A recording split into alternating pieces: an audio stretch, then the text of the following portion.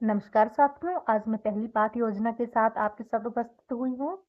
तो आज पाठ योजना का जो भाग है वो 1 है। आज हम विटामिन विषय के प्रति अपनी पाठ योजना प्रस्तुत करेंगे। पाठ योजना की शुरुआत होने से पहले हमें इस प्रकार का एक चार्ट बनाना होता है।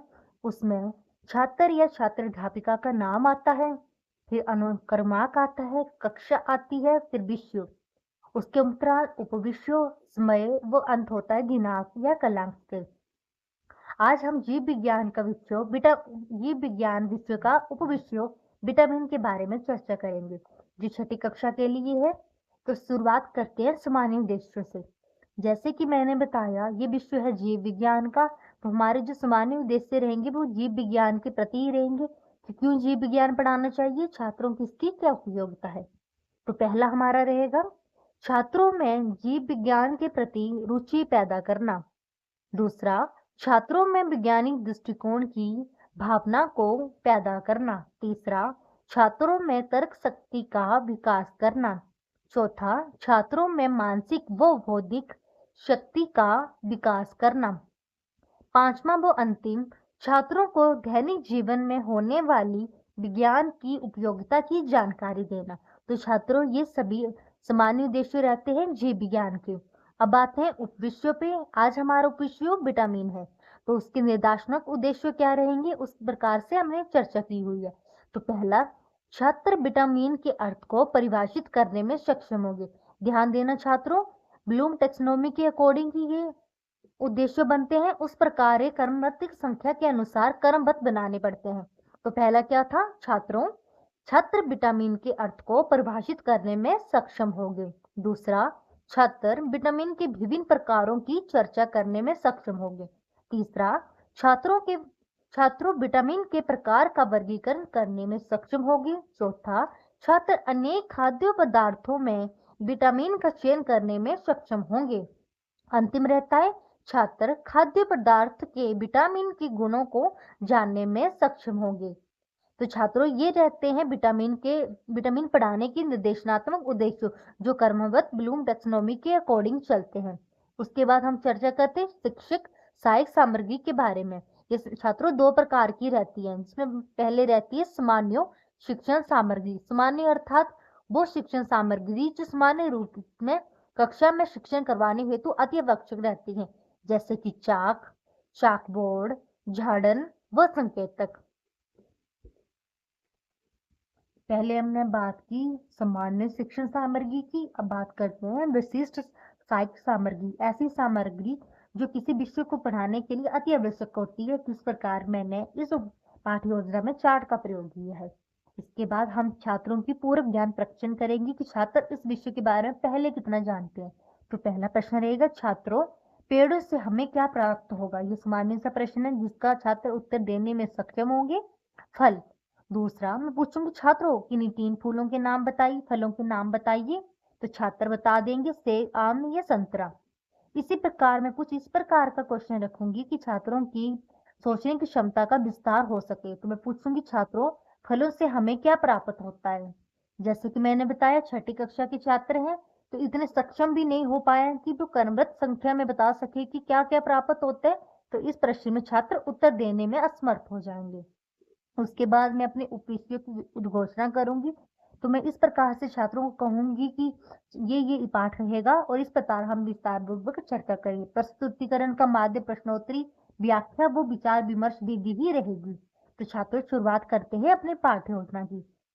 अगर हम सुबह के कल्याण में पढ़ा रहे हैं तो आएगा शुभ प्रभात छात्रों। छात्र इस प्रकार से अपना क्रियाकलाप करेंगे, शुभ प्रभात मैडम जी।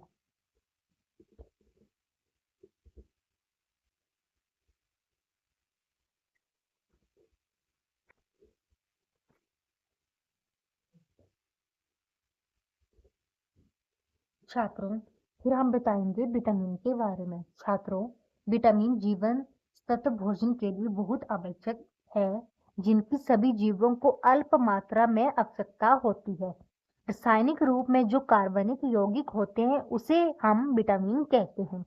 ये छात्र अध्यापिका ये श्यामपट्ट पर भी परिभाषित करेगी, अर्थात इसकी परिभाषा श्यामपट्ट में भी लिखेगी। छात्र ध्यानपूर्वक सुनते हुए छात्र कार्यकलाप और छात्र अध्यापिका कार्य समग्र रूप से एक साथ चलेंगे। फिर उसके बाद मैं बात करूंगी विटामिन के प्रकारों के बारे में। छात्रों, विटामिन के 6 प्रकार होते हैं। Vitamin A, vitamin B, vitamin C, vitamin D, vitamin E और विटामिन के। छात्र अध्यापिका श्यामपट्ट की ओर देखते हुए, छात्र अध्यापिका श्यामपट्ट की ओर देखेगी इसमें।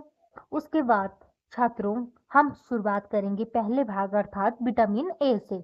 छात्रों, विटामिन ए का रासायनिक नाम रेटिनोल है। ये विटामिन प्रतिरक्षा प्रणाली और आंखों को स्वस्थ रखने में मदद करता है। विटामिन ए में मुख्य खाद्य स्रोतों में फिश लिवर ऑयल, अंडे की जर्दी, गाजर और समावेश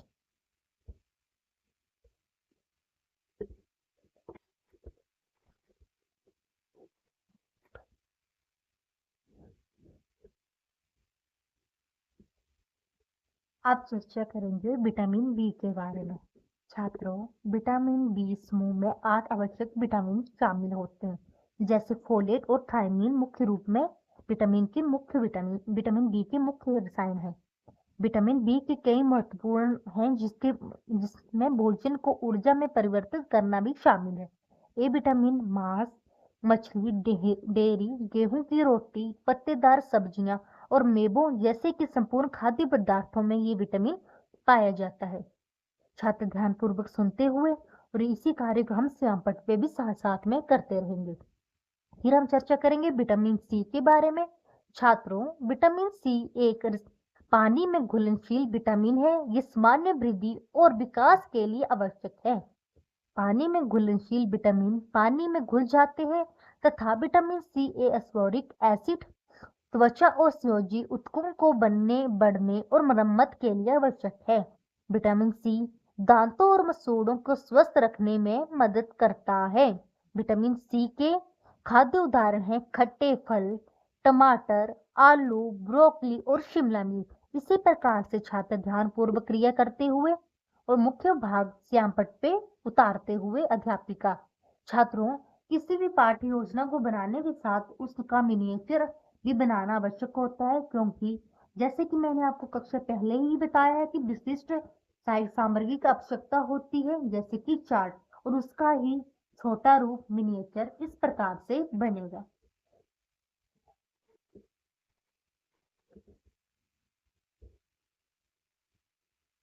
छात्रों, जैसे मिनिएचर में मैंने एक प्रिंट के माध्यम से बताया, आप चाहे तो खुद अपने हाथों से बना के भी कोई मिनिएचर बना सकते हैं। इसमें मैंने वो सारी खाद्य सामग्रियां बताई गई हैं जो उन विटामिन में मुख्य रूप से पाई जाती है, जैसे विटामिन ए की सामग्रियां, विटामिन बी1 की, बी2 की, विटामिन मुख्य बी की, बी6 की, बी12 की और सी डी ई के की।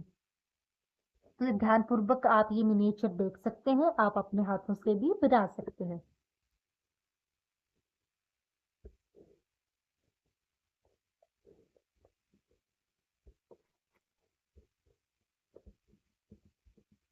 छात्रों, जैसे कि पिछले पेज में हमने देखा मिनिएचर अर्थात चार्ट के छोटे रूप को। अब हम इसके बाद अब अंतिम चरणों में पहुंच गए हैं। अब विटामिन डी के बारे में चर्चा करेंगे। हम बताएंगे विटामिन डी क्या होता है।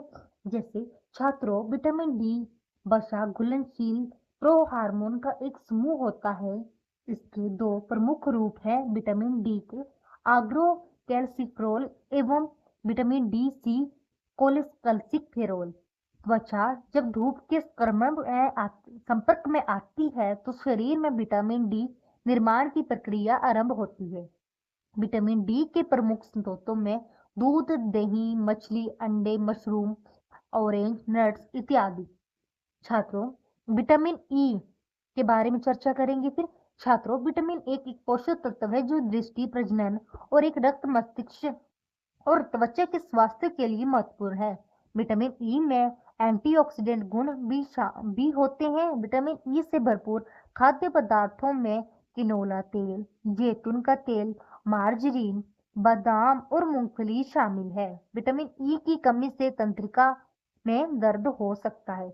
इसी साथ जैसे छात्र अध्यापिका अपने कार्यकलाप कर रही है, उसी प्रकार छात्र कार्यकलाप भी साथ में समागी रूप में साथ साथ चलेंगे।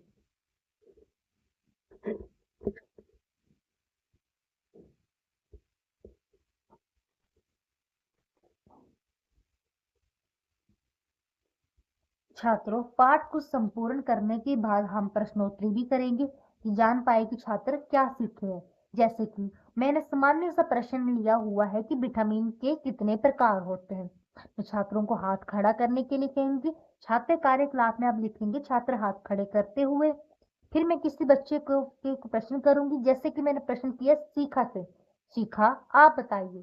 सीखा, मैडम जी। यहाँ वो उत्तर देने में असमर्थ पाई देती है, तो मैं रीइंफोर्समेंट की एक स्किल लगा रही हूँ, जिसको हम कहते हैं हाँ हाँ कोशिश करो। छात्रा कोशिश करते हुए लिखी मैडम जी 6। फिर मैं उसको शाबाशी देने के रीइंफोर्समेंट की एक और स्किल का प्रयोग करूंगी और प्रश्न को एक और अगले चरण में बढ़ाऊंगी। जैसे मैं अगला प्रश्न पूछूंगी, छात्रों कौन सा विटामिन आंखों की रोशनी हेतु आवश्यक है। छात्रों को हाथ खड़ा करने के लिए बोलूंगी, छात्र हाथ खड़े करते हुए होंगी। फिर तृष्णा से मैं अपना आंसर पूछूंगी, जिसमें हम फिर देखते हैं कि छात्रा है जो उत्तर देने में असमर्थ है। फिर मैं मेघा से पूछूंगी। फिर मेघा बताएगी मैडम जी विटामिन ए इसका इसका उत्तर है। फिर मैं उसको शाबाशी देते हुए रीइंफोर्समेंट की स्किल लगाऊंगी। छात्रों, आपने साथ में मुझे ये भी बताना है कि इस प्रश्न में मैंने कौन सी माइक्रो स्किल का प्रयोग किया है। आप कमेंट में इसका आंसर जरूर बताएं।